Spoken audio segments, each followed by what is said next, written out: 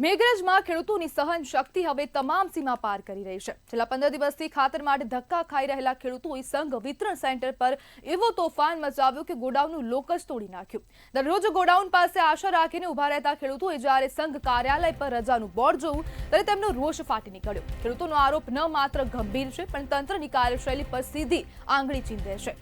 ખેડૂતો કહે છે કે ગોડાઉનમાં યુરિયાનો પૂરતો સ્ટોક પડ્યો છે છતાં તેમને ખાતર આપવામાં આવતું નથી। કેટલાક ખેડૂતો તો એટલા સુધી કહી રહ્યા છે કે યુરિયા રાજસ્થાન મોકલીને ત્યાં વેચવામાં આવી રહ્યું છે। ત્યારે મેઘરજના ખેતરો સુકાઈ રહ્યા છે।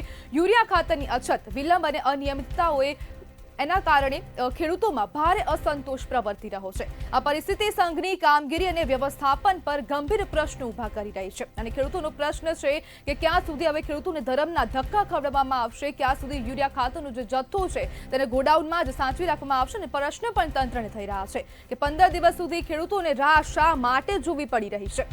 જો ગોડાઉનમાં પૂરતો જથ્થો છે તો ખેડૂતોને આપવામાં કેમ નથી આવતો તેને લઈને પણ અનેક પ્રશ્નો ઊભા થયા છે। સ્ટોક હતો તો વિતરણ કોણે અટકાવ્યું છે? જ્યારે મોટી માત્રામાં યુરિયા ખાતરનો જથ્થો પણ સ્ક્રીન પર આપ જોઈ શકો છો અને ખેડૂતોને હવે આ યુરિયા ખાતરનો જથ્થો મળતો નથી અને સિઝનમાં ખાતર વિના ખેડૂત જોવા મળી રહ્યો છે અને આના પાછળ જવાબદાર કોણ છે? 15 દિવસ સુધી ખેડૂતોને રાહ શા માટે જોડાવવામાં આવી રહી છે? સરકારની કાર્યશૈલી પર પણ અનેક પ્રશ્નો ઊભા થઈ રહ્યા છે કે 15 દિવસથી આ જથ્થો રોકવામાં આવી રહ્યો છે અને આજે હવે રજાનું બોર્ડ આ સંઘની બહાર જે સેન્ટર છે ત્યાં લગાવવામાં આવ્યું હતું ને જેના કારણે હવે ખેડૂતો આક્રોશિત થઈ ગયા અને તે બાદ તેમનો ગુસ્સો ચરમસીમાએ પહોંચ્યો અને જે સેન્ટર છે તેનું તાળું પણ ખેડૂતો દ્વારા તોડી નાખવામાં આવ્યું છે। સિઝનમાં ખેડૂત ખાતર વિના રહી રહ્યો છે ને તેનો જવાબદાર કોણ છે, કોણ તેની જવાબદારી લેશે, કોને જવાબદાર ઠેરવવામાં આવશે તેને લઈને પણ અનેક પ્રશ્નો ઊભા થઈ રહ્યા છે। જ્યારે આ પરિસ્થિતિને કારણે સંઘની કામગીરી પર પણ અનેક પ્રશ્નો ઊભા થયા છે।